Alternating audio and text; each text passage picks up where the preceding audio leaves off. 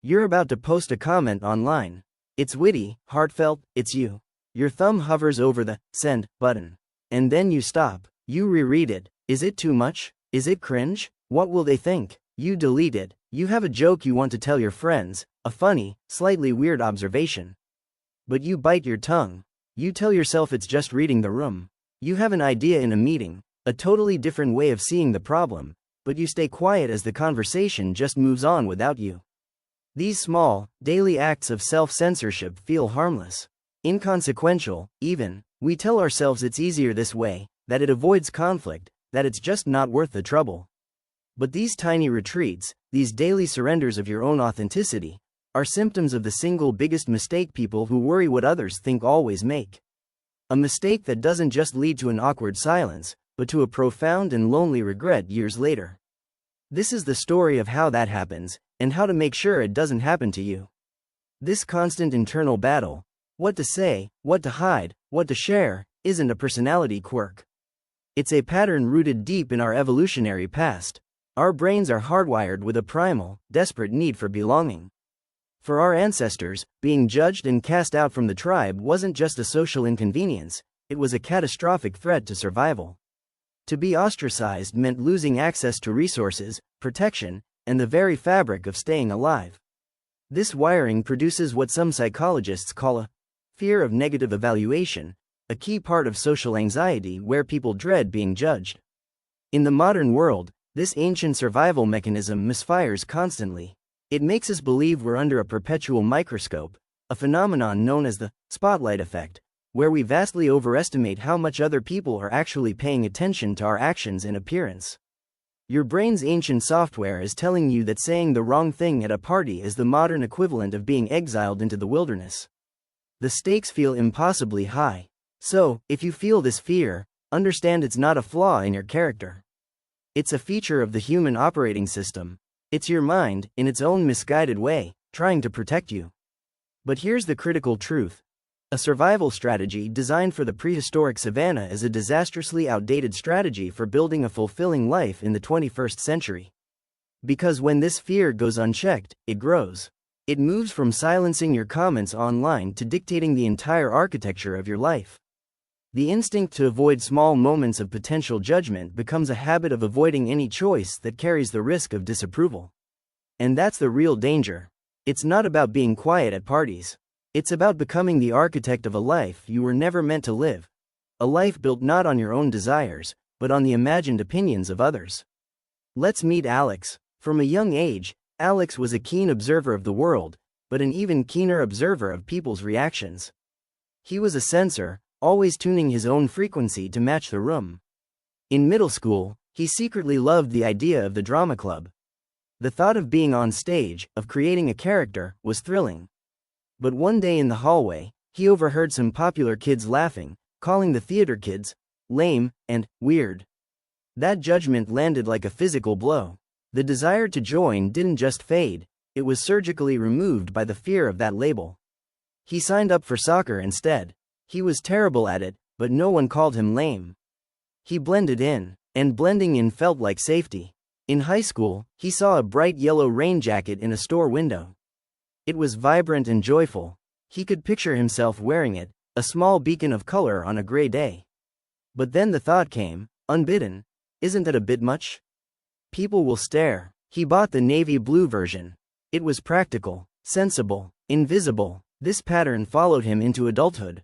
A natural writer with a sharp, unconventional wit, he'd type out a heartfelt or hilarious reply to a friend's post, his fingers flying. Then, the pause. He'd read it back through the eyes of a hypothetical, critical stranger. He'd soften the edges, dilute the humor, and more often than not, just delete the whole thing.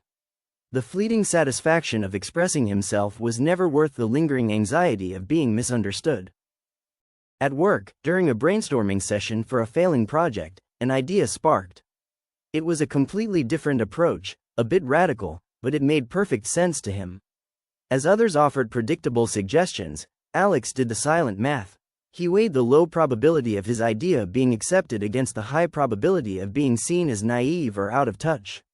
He stayed silent. A few minutes later, his boss praised a much safer, far less effective idea. Alex felt a familiar, dull pang of disappointment, but quickly reframed it as relief. He'd avoided the risk. Each moment was a small cut, a tiny surrender. On their own, they seemed insignificant. A club, a jacket, a comment, an idea. Alex told himself he was being strategic, mature, emotionally intelligent. He wasn't making a scene. He was being agreeable. He didn't see that he wasn't just avoiding conflict, he was practicing the art of disappearing. He was becoming so skilled at sanding down his own edges that he was starting to forget their shape. Years pass. We find Alex in his late 40s. The life he's built is, by all external measures, fine. It's stable. It's safe. It's the life that was expected of him. But a quiet, persistent ache has settled deep inside him. It's the low hum of a life unlived. The small cuts, practiced daily for decades, had trained him to avoid risk at all costs. And this training, perfected in minor social moments, was the same training he deployed for the major decisions of his life. The first and biggest regret was his career. In college, Alex had a genuine passion for landscape architecture. He loved the blend of creativity, nature, and design. He spent hours sketching in a notebook, imagining spaces that could bring people peace. But when he told his parents, their faces fell. "Is there money in that?" they asked. An accountant, his father advised, that's a secured profession. People respect that. Alex heard the subtext loud and clear. We will be disappointed. People will judge you. You will be seen as less successful. The fear of their disapproval was a weight he couldn't bear. So he abandoned his sketches and enrolled in business school. Now, he spends his days in a world of spreadsheets and financial reports. He's good at his job, but the work is colorless. The regret is a constant, quiet companion in his gray cubicle. The second regret was love. He was with a woman for 8 years who was, in his words, perfect on paper. She was kind, smart, and everyone loved her. But there was no spark, no deep connection. He felt a constant, low-level loneliness even when they were in the same room. The thought of leaving filled him with dread. It would mean admitting failure. It would mean facing the questions, the stigma, the judgment of their intertwined social circles. So he stayed, choosing the quiet misery of an inauthentic life over the loud, temporary chaos of an honest breakup. He avoided the hard conversations for so long that she eventually ended it, telling him she felt like she was living with a ghost. The silence he left in his wake was more damning than any argument. Finally, there was the regret of place. Alex had always been drawn to the coast, dreaming of a small town and the sound of the ocean.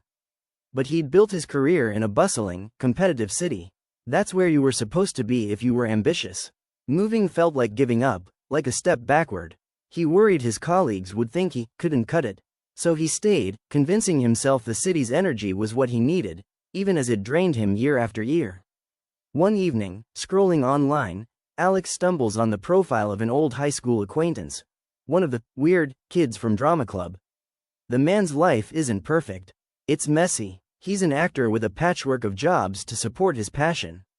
His profile is a jumble of photos from plays in tiny theaters, pictures of his family, and impassioned posts about his beliefs. He's not rich, he's not famous, but he is undeniably, unapologetically himself. And in that moment, the truth hits Alex like a physical blow. His life isn't the result of bad luck. It's the result of 1,000 choices he didn't make. He had spent decades building a fortress against the judgment of others, only to find himself a prisoner within its walls. He avoided disapproval so successfully that no one ever got the chance to truly know him. And in the process, he had become a stranger to himself. His life wasn't his own, it was a monument to the ghosts of other people's opinions. If Alex's story hits a nerve, it's because this is a deeply human struggle. The weight of inauthenticity is a heavy burden. And if you're finding this useful, taking a moment to subscribe helps us continue to untangle the complex feelings that hold so many of us back. Alex's story is a cautionary tale, a ghost of a future that could be. It does not have to be yours. The cycle can be broken. The one mistake people who worry what others think always make is not simply caring what others think. It's that they prioritize the imagined, future judgment of others over their own certain, present, and authentic desires. It's letting the fear of a hypothetical negative outcome paralyze you from taking action toward a tangible, fulfilling one. This is decision paralysis, where the fear of making the wrong choice becomes so overwhelming that you make no choice at all. Which is the most damaging choice of all? The solution isn't to stop caring about people. The solution is to find something more important to care about than the fleeting opinions of others. You must care more about your own integrity, your own values, and your one, finite life. You have to be willing to be misunderstood in the short term to avoid the soul-crushing regret of never being known at all. Research on regret often shows that in the long run, our inaction, the things we didn't do, haunts us far more than our mistakes. So how do we begin? With small, deliberate acts of courage. First, build awareness. You can't change a pattern you don't see. Start by just noticing. When you hesitate, when you delete the text, when you opt for the safe choice, pause and ask, is this coming from a place of fear or a place of authenticity? Is the hesitation because the action doesn't align with your values, or because you're afraid of how it will be perceived? Just asking the question starts to loosen the fear's grip. Second, challenge your assumptions. Your brain is a worst-case scenario generator. You need to fact-check it. When you fear judgment, ask, what is the actual worst that could happen? They might disagree? Okay. They might think your idea is strange? Perhaps. Can you handle that? The answer is almost always yes. Remember the spotlight effect. People are not thinking about you nearly as much as you think they are. You are the main character in your movie, but at best, a background extra in theirs. Third, align with your values. You can't live an authentic life if you don't know what you stand for. What truly matters to you? Separate from anyone's expectations. Creativity, connection, adventure, honesty. Define these core values. Write them down. Make them your North Star. When you face a big decision, a career, a relationship, a place to live, check it against that list. An action that is aligned with a deep personal value will always feel more right in the long run than an action designed to please a crowd. From this perspective, the deepest regret isn't making a mistake, it's betraying yourself. And finally, embrace imperfect action. The goal is not to be right, it's to be in motion. The agony of indecision is often worse than the outcome of a so-called wrong choice. People who appear confident are often not more likely to be correct, but they are more willing to make imperfect choices and move forward. Make a choice. Start the project. End the relationship. Book the ticket. Progress isn't perfection, it's movement. It's better to make a decision and adjust your course later than to stand perfectly still, paralyzed by the fear of choosing the wrong destination. The ultimate tragedy is not being judged. We can't control that. The real tragedy is reaching the end of your life and realizing that because you were so terrified of what others might say, no one ever got to meet the real you. You built a life that was safe, but you forgot to live inside it. You became a ghost in your own story. The fear of what people will say is the cheapest rent you can pay to live in someone else's head. Your own life, your own mind, your own heart. That is far more valuable real estate.